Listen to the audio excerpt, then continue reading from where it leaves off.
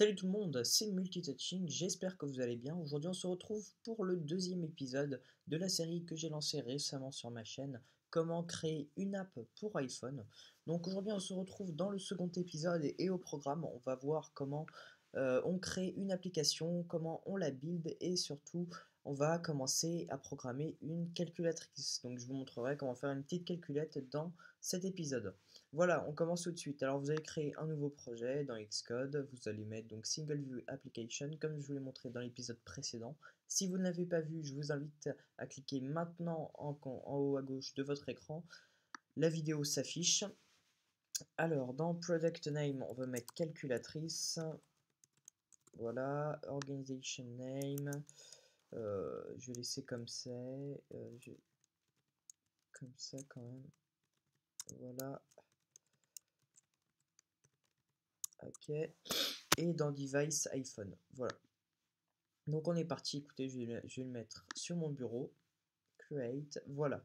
Alors on va pas perdre du temps, on va tout de suite commencer parce que j'aimerais quand même pas que cette vidéo dure trop longtemps, histoire qu'elle soit quand même attractive à regarder, parce que c'est vrai qu'un tutoriel de 45 minutes, on n'a pas toujours la foi de le regarder. Alors écoutez, on va tout de suite y aller. Donc allez sur le fichier main.storyboard qui, comme je vous l'ai expliqué déjà, est le fichier qui nous permet de créer l'interface de notre application. Donc pour cela, pour avoir besoin d'une calculatrice, nous n'allons pas faire une calculatrice avec des boutons. Nous allons la faire avec deux text box et deux text box, un bouton et un label. Donc, en fait, ce que j'appelle text box, c'est en fait text field, c'est des UI text field. Donc, vous allez cliquer sur le cube si vous ne l'avez pas, hein, en fait, puisque vous, normalement, par défaut, vous êtes sur le petit fichier, vous cliquez sur le cube. Et donc vous allez arriver sur la librairie des objets. À chaque fois que vous voudrez créer une interface et aller chercher des objets tels que des sliders, des switches, des barres de progression, bref, il faudra que vous veniez dans cette bibliothèque ou librairie d'objets. Donc vous allez glisser, déposer deux text fields, voilà, un deuxième. Euh, et puis, euh, et puis voilà, attendez que je réfléchisse. Et puis, comment est-ce que je pourrais faire une troisième chose? Bon, on va dire que pour l'instant, on va avoir une calculatrice qui est très limitée et qui ne peut faire que des additions. Et puis, en toute fin de vidéo, je vous montrerai comment est-ce que on fera pour qu'elle fasse soit des multiplications, bref, enfin toutes les opérations mathématiques possibles. Alors, donc deux text fields, je vous ai dit, le bouton pour lancer l'action de calcul, et enfin un label pour afficher le résultat. Voilà. Hop là, bon, par souci un petit peu, comme il faut que ce soit quand même relativement propre, vous voyez quand même que c'est très bien fait. Voilà, donc on a quelque chose d'à peu près propre. Là, je vous double-cliquez sur le bouton, vous calculez, vous pouvez agrandir le bouton à votre guise, histoire d'avoir quelque chose quand même de propre, même si ça doit être un tutoriel et que c'est pas le but forcément. Voilà. Donc écoutez, on a maintenant notre interface, certes sommaire, mais bon, là, notre interface. Et maintenant, je vais vous montrer quelque chose que vous allez devoir faire à chaque fois que vous créerez une application. Il va falloir que vous liez vos contrôles, vos objets, à vos pages de code. Donc pour cela, vous allez cliquer sur l'icône, la sorte de veste avec une chemise et un nœud pape. Donc vous cliquez dessus et vous allez aller chercher, si ce n'est pas déjà le cas, viewcontroller.h. Donc vous allez aller chercher ce fichier-là. Et maintenant, vous allez maintenir CTRL, la touche CTRL. Vous allez sélectionner une première textbox. Donc et vous allez donc maintenir la touche CTRL et faire comme si vous vouliez glisser déposer la textbox entre le arrobase interface et le arrobase end. Donc et ensuite vous relâchez. Donc vous laissez connection outlet name, vous allez mettre par exemple nombre 1, voilà un nom tout bête, donc ce sera le nom de notre textbox. Vous faites connect et donc là vous voyez qu'il y a une ligne de code qui s'est affichée. On va faire la même chose pour la seconde, donc vous maintenez cette RL, vous glissez déposer, voilà, et vous mettez nombre 2. Voilà, assez tout bêtement. Vous faites connect. Ensuite, vous allez connecter le bouton. Alors non, le bouton on le fera juste après parce que c'est un petit peu plus compliqué. On va d'abord connecter le label. C'est pas plus compliqué, mais ça demande une petite spécificité. Et pour le label, on va mettre résultat. Voilà. Alors maintenant le bouton. Donc le bouton, vous allez cliquer, donc vous maintenez CTRL comme d'habitude, hein, une action qui sera toujours, qui est très répétitive mais qu'il faudra toujours faire. Sauf que là, dans Connection, au lieu de mettre Outlet, vous mettez Action, parce que le bouton va enclencher une action. Donc, dans le nom, vous allez mettre le nom que vous voulez, par exemple calculer, c'est le nom d'action. Type, vous laissez ID, arguments sender. Alors, event, en fait, le touch up inside, vous voyez, vous avez pas mal de gestes. Le touch up inside, ça veut dire que lorsque l'utilisateur relâchera le bouton que nous avons créé, le bouton calculer, eh bien l'action s'effectuera. Tant qu'il n'aura pas relâché le bouton, ça ne se fera pas. C'est généralement le event, il est généralement utilisé par exemple dans les jeux où là, par exemple pour les pads, je ne sais pas si vous avez déjà joué à des jeux, là dans ce cas-là on n'utilise pas Touch Up Inside, comme il y a des pads directionnels, et ben on utilise autre chose, par exemple, je sais pas moi, Touch Up Outside ou Touch Drag, enfin bon bref, je vais pas m'avancer pour ça. Bon, bref, donc vous voyez, vous mettez Action, Calculer, ID, Touch Up Inside, Sender, vous faites Connect, et là vous voyez que euh, la ligne de code est assez différente de celle d'un outlet, puisqu'en fait on a défini une action, donc IB action, IB qui vient de Interface Builder, qui est l'ancien logiciel qui permettait de créer l'interface des applications et qui est maintenant inclus dans Xcode. Voilà. Donc petite parenthèse, hein, ça vous n'êtes pas obligé de le savoir. Bref, ce qu'il fallait retenir de ce moment, c'est qu'il faut bien que vous connectiez vos objets au code, c'est bien important. Sinon, rien ne se passera, hein. C'est comme si il faut bien que vous disiez au code que vous utilisez cet ou cet objet, et vous le faites grâce à cette manipulation. Voilà. Donc maintenant, nous allons pouvoir nous attaquer au code. Donc vous allez prendre le viewcontroller.m. Voilà. Donc maintenant que vous avez fait ça, on va pouvoir commencer. Donc, euh, vous avez vu que une fois que vous avez linké votre bouton, vous avez cette méthode qui est apparue, la IB action calculée. Voilà, elle est là. Et c'est là où nous allons écrire notre code. En gros, toutes les instructions, puisque les lignes de code que l'on va taper, ce sont des instructions qui sont entre ces deux accolades, eh bien, elles seront effectuées lorsque on aura tapé sur le bouton calculer. Voilà. Alors, on va commencer par récupérer la saisie des deux utilisateurs. Donc pour cela, on va définir deux variables. Donc vous allez créer une première variable qui va s'appeler nombre 1. Hein, alors non, peut-être pas nombre 1 parce que c'est déjà le nom de notre textbox. Donc on va dire, allez, chiffre 1. Voilà, vraiment débile, hein. Je vais déjà mettre un point virgule pour vous expliquer. Vous êtes censé ne rien y connaître en programmation. Donc, qu'est-ce que je viens d'écrire? Là, je viens de créer une variable. Une variable, c'est une sorte de... comment est-ce qu'on pourrait appeler ça? C'est une partie de la mémoire de l'iPhone qui va être mise de côté et qui va retenir une information. Donc, j'essaie d'être le plus clair possible. Et donc, quand j'ai dit int, c'est le type de variable que ça va être. Int, c'est pour les données numériques. Les données numériques. Vous avez float aussi. Vous avez char pour les chaînes de caractères. Donc voilà, donc int c'est l'abréviation de integer. Je peux pas vous dire ce que ça veut dire en anglais. Donc int et plus loin chiffre 1 qui est le nom de notre variable. Et grosse précision que je ne vous avais pas donnée avant, on met toujours un point virgule à la fin de chaque instruction, c'est primordial. Sinon, votre Xcode affiche une erreur. C'est comme ça, c'est une convention. Pour marquer la fin d'une instruction, on met un point virgule.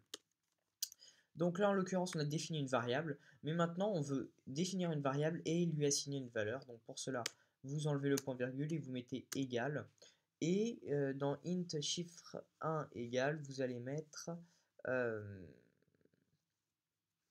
euh, euh, qu'est-ce que j'ai mis moi? J'ai mis nombre 1.text. Voilà. Donc là, on a dit à la variable de prendre la saisie de l'utilisateur. Ah oui, alors petite chose, petite spécificité. Là, il vient de m'afficher une erreur et en fait, il faut que je place un underscore, un tiré du bas, en dessous du nombre, avant le nombre 1. Je vais vous montrer comment éviter ce problème si vous devez régulièrement utiliser euh, une textbox, enfin, un contrôle. Il faudra que vous vous embêtiez pas à chaque fois à mettre un underscore. Pour cela, il faut que en dessous de @implementation, vous mettiez @synthesize, voilà, et vous allez mettre nombre 1. Voilà, vous faites la même chose pour nombre 2. Ah, nombre 2.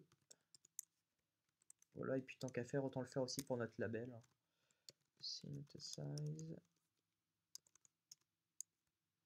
résultat. Voilà. Et là, vous voyez que on n'a plus l'erreur. Après, il peut vous mettre un petit warning, mais qui n'a rien à voir. Voilà, il nous dit que la variable n'est pas encore utilisée. Donc, on va faire la même chose pour le chiffre 2. Égal. Alors, cette fois, on va mettre nombre 2.text. Voilà. Voilà, tranquille. Tranquillement. Donc, on n'est même pas obligé de passer en fait par une variable. Si on ne voulait pas passer par une variable, ce serait possible de le faire. Mais bon, là, comme c'est une vidéo tutoriel, j'essaie au mieux, j'essaie au plus d'utiliser des outils qui vous seront dans le futur très utiles en programmation. Alors, maintenant, il va falloir qu'on fasse une opération toute bête. Donc pour l'instant, étant donné que notre calculatrice ne fait que addition, eh bien nous allons tout simplement mettre chiffre 1 plus chiffre 2. Voilà. Tout simple. Non, attendez. On va créer par contre une troisième variable. Attendez, c'est un peu facile de faire ça quand même.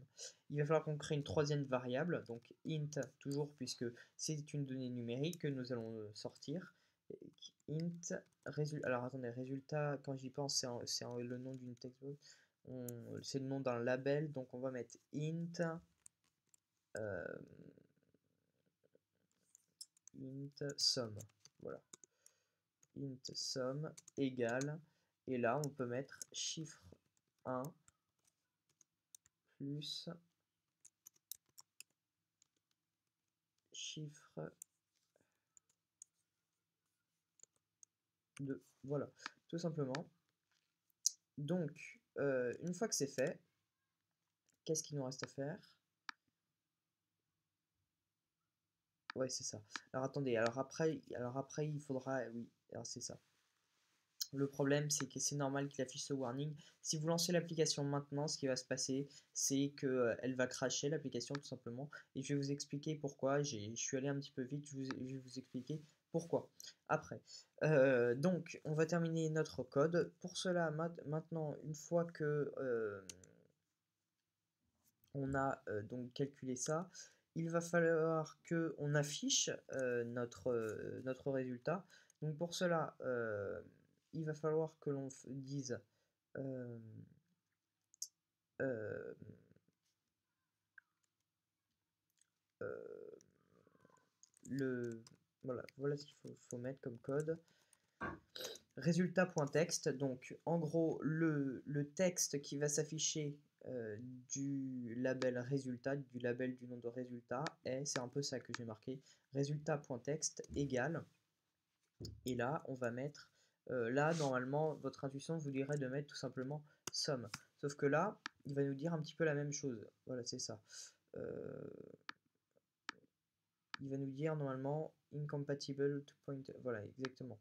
Il va nous dire que c'est pas possible, que là résultat.text c'est en fait une sorte de une chaîne de caractères, c'est quelque chose qu'on va afficher, et sum c'est un type int.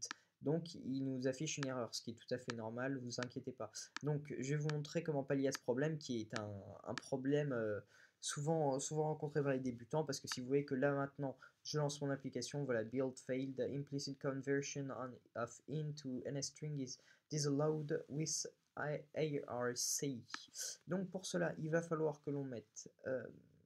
alors là, je le fais de mémoire, hein, ça fait plus de 6 mois que j'ai pas codé un petit truc, donc écoutez, si je me souviens bien, c'est cmdv NSString, et là, il va falloir donc mettre... Alors, attendez, je me souviens plus comment est-ce qu'on fait. Il va falloir mettre NSString inis with format, si je me souviens bien, et là il faut mettre deux points arrobase pourcentage f. Alors je vais vous expliquer tout de suite pourquoi est-ce qu'il faut faire ça. Laissez-moi juste le temps de terminer ma manipulation. Voilà. Alors pourquoi est-ce que c'est pas bon? Dis-moi. Non, non, une classe, ok, fichier. Alors c'est init with index. Non, c'est quoi déjà? C'est init with. Non, mince. À convert to. Bon, écoutez, je vais pas m'enfoncer plus. Ce que je vais faire, c'est que je vais. Attendez, je regarde. Je vais tout de suite aller vérifier ce que je veux mettre. Attendez, je vérifie quand même. String with characters. Je me demande si c'est pas ça. Je crois que c'est string with characters. Ou string with formats. Ah, c'est ça, c'est string with format. Hop là. Et là, normalement, c'est bon. Ah.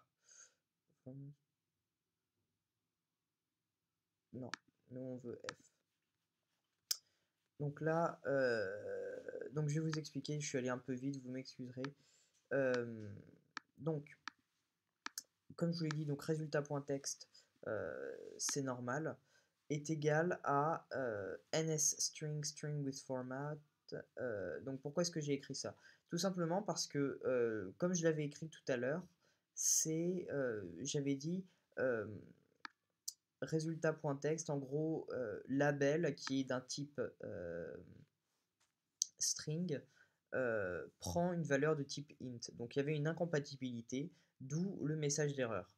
Comment est-ce qu'on remédie à ce problème? En faisant appel à une instance ou une méthode, je sais jamais, je crois que c'est une méthode plutôt, qui nous permet en fait de convertir un type int en type string.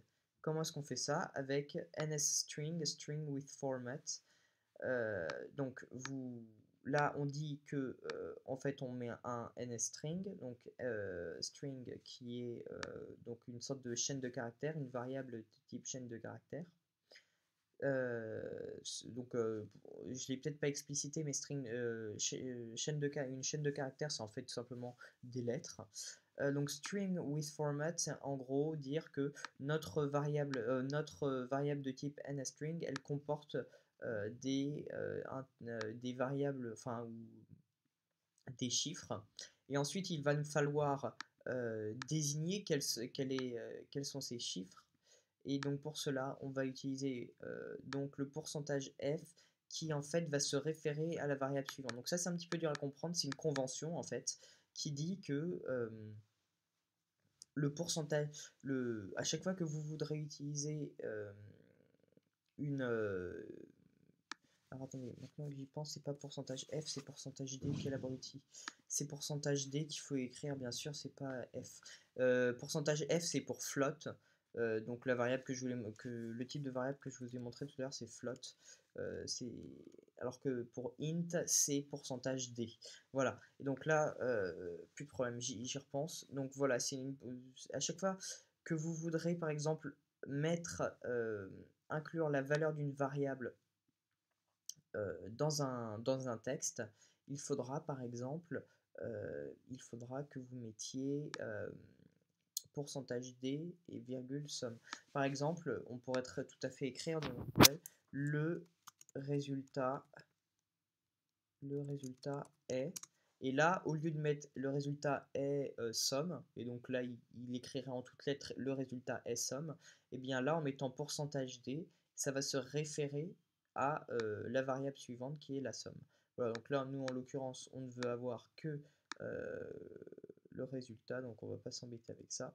Voilà. Maintenant, si, pour revenir à ces deux choses-là, euh, c'est un petit peu le même problème, mais dans le sens inverse. C'est-à-dire que là, on est en train d'essayer d'assigner à des variables de type numérique une chaîne de caractères. Donc forcément, ça crée une incompatibilité, d'où le message d'alerte. Incompatible pointer to integer conversion initializing. Enfin bon, bref.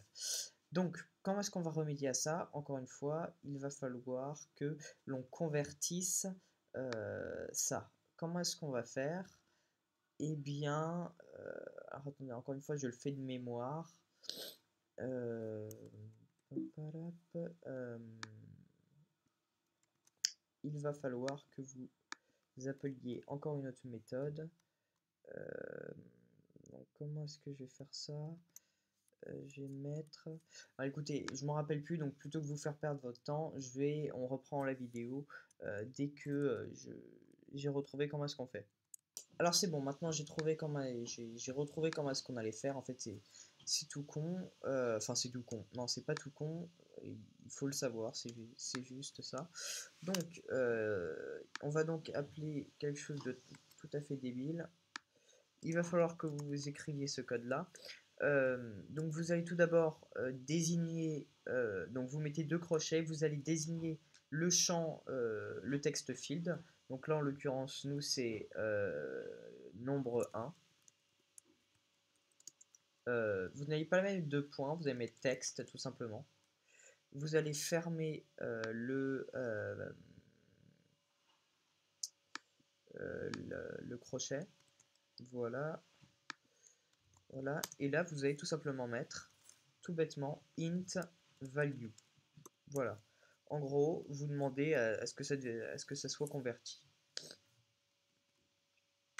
Point virgule. Et vous allez faire exactement la même chose pour la chose suivante. Alors attendez, moi je vais copier-coller par souci de temps. Ouais, et là on va mettre nombre de... Voilà. Et donc comme ça maintenant on a notre code qui marche. Alors écoutez, je vais l'exécuter maintenant. Je vous préviens tout de suite, l'application va peut-être pas marcher, peut-être que j'ai oublié des choses. Encore une fois, dès que vous serez dans des applications beaucoup plus complexes, vous aurez toujours un petit peu de mal, et dès que vous penserez que votre application marche, vous rencontrez toujours des choses perfectibles ou à perfectionner. Et là, en l'occurrence, rien qu'au lancement, je viens de penser à un problème. On n'a pas dit, vous allez vous comprendre tout de suite. Je tape le nombre 90. Maintenant, je clique sur retour. Il se passe rien. Ça, il faut bien le spécifier. Il va falloir que vous mettiez un code bien spécifique pour que le bouton pour que le bouton retour vous enlève le clavier. C'est tout bête, mais il faut le mettre. Donc écoutez, on se retrouve tout de suite. Je me rappelle plus du code, donc je vous le mettrai dans la description. Donc voilà, j'ai retrouvé le code, je vous le mettrai dans la description. Donc je l'ai ajouté, je vais quand même essayer de vous expliquer 2-3 spécificités de celui-ci, surtout qu'il y a 4 lignes où il faut faire appel à une méthode et à quelques instructions, rien de très compliqué, mais voilà, c'est quelque chose qu'il faudra sûrement que vous mettiez quelque part dans votre ordi, que vous allez le chercher de temps en temps. Donc voilà les deux premières instructions que j'ai ajoutées, qu'il faudra à chaque fois ajouter dans, dans la méthode viewDidLoad. Voilà. Donc en gros, on dit, donc il faut aussi que je le fasse pour mon deuxième champ. Donc on dit que le champ de texte nombre 2.text return key type. Alors, attendez, comment est-ce que je peux pouvoir return key type. En gros, on est en train de dire que le type du bouton qui est en bas à, en bas à droite, il faut que ce soit du type done, en gros que terminé. Vous allez voir que nous, on va avoir maintenant le type terminé. Et delegate, en gros, ça veut dire revenir égale self. Self, c'est soi-même. Revenir, en gros, revenir à soi-même. Et donc là, je me presse un petit peu, désolé, mais j'ai quand même pas très envie que la vidéo fasse beaucoup plus d'une demi-heure. Donc là, vous voyez, je fais la même chose pour nombre 2, et là, normalement, on devrait être mieux, normalement. Je regarde, bon là, il vous affiche peut-être des warnings, c'est pas très grave du moment que ça marche. Vous voyez qu'on a maintenant le bouton terminé qui a été donc créé avec cette instruction, UI return key done. Et donc là, normalement, si on tape 90, terminé, voilà. Et là, si on tape 90 aussi, là, ça marche pas. Mince, comment ça se fait ça? Comment ça se fait? Alors attendez, je crois que je vais... Si je vous laisse ces moments-là où je galère un petit peu, c'est aussi pour vous montrer que c'est pas forcément simple. Ah, mais oui, mais quel abruti. Je suis trop con. J'ai même pas remplacé les nombres 1, nombre 2. Je suis trop con.